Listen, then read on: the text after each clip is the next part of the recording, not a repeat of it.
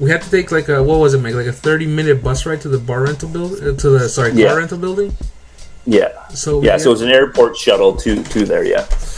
So we get there, and then we're standing in front of the big banner for all the car rental companies. And I asked Mike, "All right, buddy, what's our car rental place?" And he's like, "Priceline."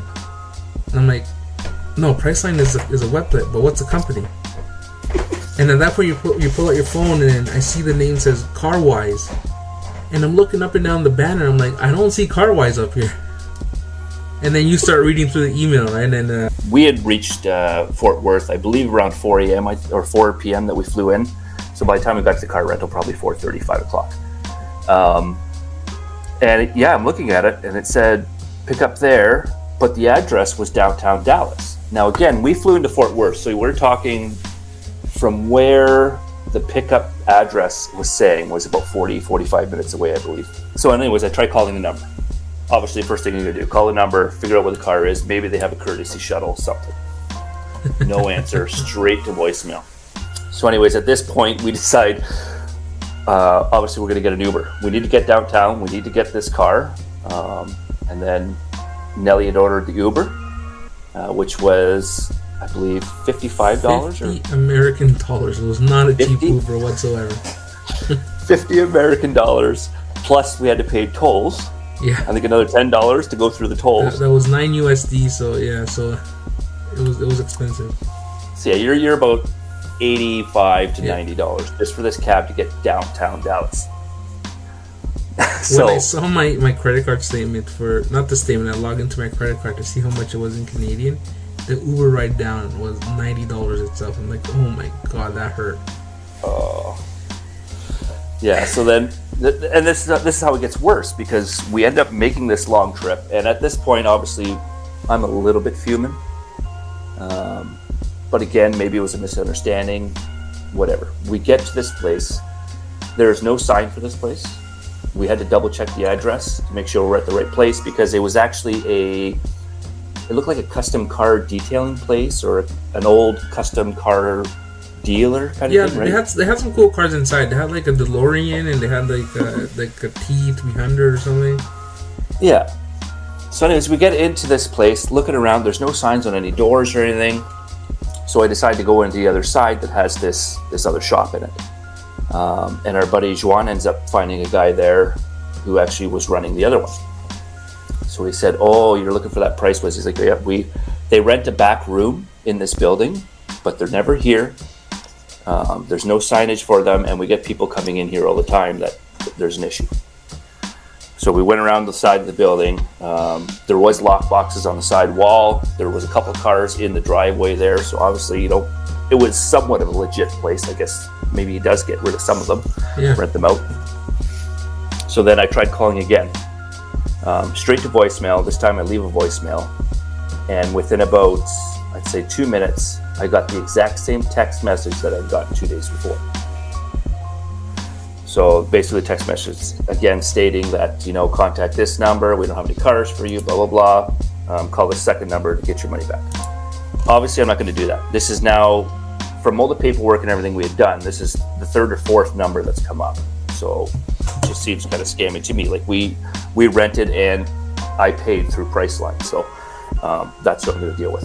So obviously we're fuming at this point. You guys got to remember, we have all our rod lockers with us, all our gear, our luggage and everything. We're in the middle of downtown Dallas. We have nothing. It is now, I think, 6:30 at night, and our entire trip is relying on a vehicle. And the Uber driver, he heard everything we were going through, so he didn't leave. He stayed waiting to see if we get the car, get stuff figured out, right? Yeah. And unfortunately, if we had waited, if we had gone 20 minutes earlier, there was a couple of car rental places down the road from where we were in Dallas. Yeah. Unfortunately, they had all closed by the time, we realized we had been duped. So. And it was at that point the Uber driver told us, the best thing you guys can do is go back to the airport. I'll take you guys and just pay me. He told me, just pay me whatever Uber charged you. And he took us back to the airport, the car rental building, and here's the problem. Most car rental companies, they work on bookings. If you don't have a booking, you're screwed. So I remember Budget had the longest line, and it had a sign that says cars available. So we told John, go line up. Well, Mike and myself, we'll go walk around, try to find a place that has cars and fight for prices, whatever. At the same time, myself and Joanne were on our phone because the company we work for, they offer us discounts for car rental. So I'm trying to see if somebody has a car available right away with our employee discount, whatever. We can't get anything. We asked like 5 of them in total. Nobody had cars. They could have got us a car for the next day, but not for obviously right then and there while we're there. So yeah. And I mean, if we didn't have any plans for the next day, that would have been fine. But we had like a fishing boat booked. We still need to get licenses. We still need to go and just do like little errands here and there before we get the trip started. So we needed a car right away. So we needed a vehicle. There was no choice. So we were planning on getting up at 4 o'clock in the morning so we could head to Lake Fork in the morning. So finally, after we asked all these places if they have cars, we see that Joanne is the next one up in the budget line. We get to the counter, and the first thing, Mike, you told him, right? I'm like, look, buddy, we just got ripped off by a car rental company. We need a car like right now. Yeah. And then it was actually a gentleman named Nick. Yeah. If any of you are ever in Fort Worth and you go to Budget, go talk to Nick because he was a lifesaver. He was really nice. They didn't have any sedans for like a sedan price. They ended up giving us a small SUV, a Volvo, which is actually a really nice car. Very nice. And he got us into the Volvo. He got us checked out right away. I mean, it was a little more expensive than we wanted to pay, but at this point, we just needed a car. We ended up being almost triple of what we originally got the first car for. But at the same time, we're down there. There's not much we can do now. Like, this is last minute, and at least we have some wheels to get around. Yeah, and now you had to deal with trying to get a refund for the other car that we still don't know if it's a legitimate company or not, right? So it was a big pain in the ass. Mm-hmm.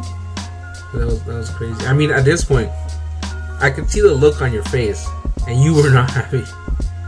No, I was definitely not happy. There's definitely one thing I don't like is to get scammed. I'm sure nobody does. No. But